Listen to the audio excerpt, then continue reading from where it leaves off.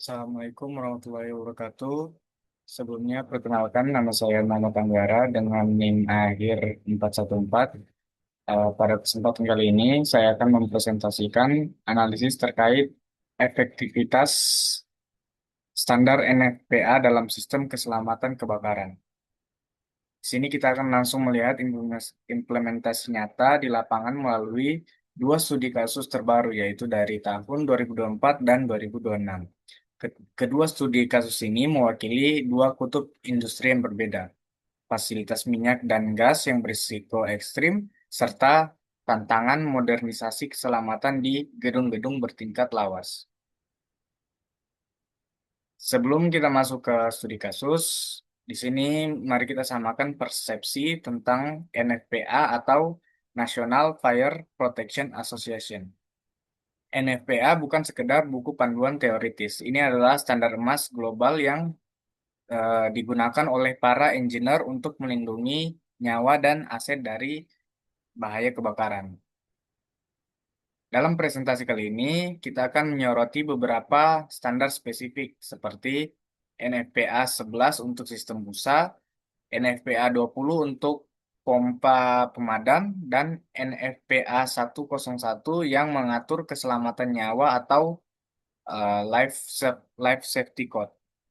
Tantangan di lapangan saat ini sangat beragam. Di industri berat, kita harus berurusan dengan perhitungan hidrolik yang rumit. Sementara di area komersial, tantangan terbesarnya yaitu bagaimana cara kita memperbarui sistem keselamatan di gedung tua tanpa harus merusak struktur bangunan dan memakan biaya yang terlalu banyak. Baik. Lalu lanjut ke studi kasus satu, profil risiko fasilitas migas. Riset ini dipublikasikan pada tahun 2026, berfokus pada stasiun pengumpul eksplorasi dan produksi minyak dan gas. Fasilitas hulu seperti ini memiliki risiko kebakaran yang sangat masif. Pertanyaan utamanya adalah, apakah infrastruktur keselamatan yang ada saat ini benar-benar sanggup menghadapi skenario kebakaran terburuk? Nah, untuk menjawab pertanyaan itu, peneliti melakukan audit sistem yang mengacu pada empat standar sekaligus. Yang pertama, NFPA 11 untuk proteksi busa, lalu NFPA 15 untuk semprotan air, NFPA 20 untuk tekanan pompa, dan standar clean agent.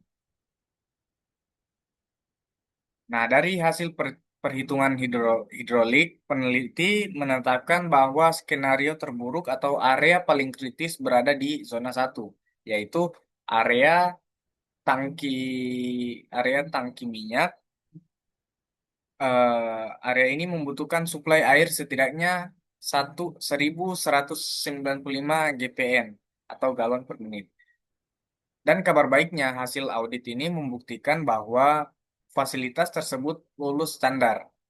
Kapasitas cadangan air mereka yang mencapai 1.386 meter kubik dan cadangan busa sekitar 5.150 liter. Terbukti cukup untuk beroperasi tanpa henti selama 4 jam penuh sesuai syarat NFPA. Tekanan pompa juga stabil di angka 132 PSI.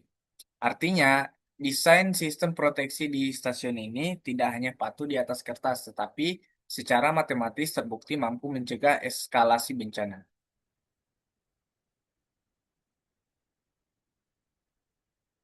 Lalu selanjutnya kita beralih ke lingkungan yang lebih dekat dengan keseharian, seperti gedung bertingkat. Studi kasus kedua ini dari riset tahun 2024 yang menyoroti kendala retrofit atau perombakan sistem di gedung existing. Banyak pengelola gedung tua yang menolak memasang sprinkler secara menyeluruh karena biayanya yang sangat mahal dan mengganggu struktur bangunan. Sebagai jalan tengah, standar NFPA 101 memperbolehkan opsi sistem sprinkler area terbatas, yakni pemasangan sprinkler hanya di titik-titik krusial saja. Pertanyaannya, apakah pemasangan parsial ini efektif? Oke, lanjut. Untuk mengujinya, peneliti melakukan eksperimen pembakaran berskala besar. Hasilnya sangat meyakinkan. Walaupun sprinkler hanya dipasang di area terbatas, sistem ini secara drastis mampu menahan laju penyebaran api dan mengendalikan produksi asap tebal. Dampak paling vital dari penemuan ini adalah egress sustainability atau kelayakan rute evakuasi. Dengan sistem parsial ini, rute evakuasi tetap aman untuk dilewati, memberikan waktu ekstra atau golden time yang sangat krusial bagi penghuni gedung untuk keluar dengan selamat. Jika kita membandingkan kedua studi kasus ini, kita bisa melihat dua pendekatan teknis yang berbeda dari satu payung standar yang sama. Di kasus satu, pada fasilitas migas, fokus NFPA adalah proteksi aset dan penanganan skala besar menggunakan sistem aktif yang masif. Sementara di kasus dua, pada gedung existing, fokus NFPA bergeser pada keselamatan nyawa atau life safety dan efisiensi biaya melalui sistem perlindungan parsial. Ini membuktikan bahwa standar NFPA itu tidak kaku. Ia sangat fleksibel dan menyediakan solusi engineering yang bisa disesuaikan dengan skala masalah dan batasan ekonomi. Sebagai penutup, ada dua kesimpulan yang bisa kita ambil dari presentasi kali ini. Yang pertama, kepatuhan terhadap standar NFPA bukan semata-mata kewajiban administratif, melainkan investasi berbasis sains untuk mitigasi bencana nyata. Kedua, eh, merekomendasikan perlunya audit hidrolik secara berkala bagi industri risiko tinggi dan bagi pemangku kebijakan.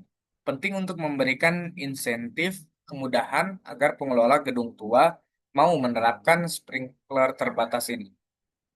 Demikian presentasi dari saya. Kurang dan lebihnya saya mohon maaf. Wassalamualaikum warahmatullahi wabarakatuh.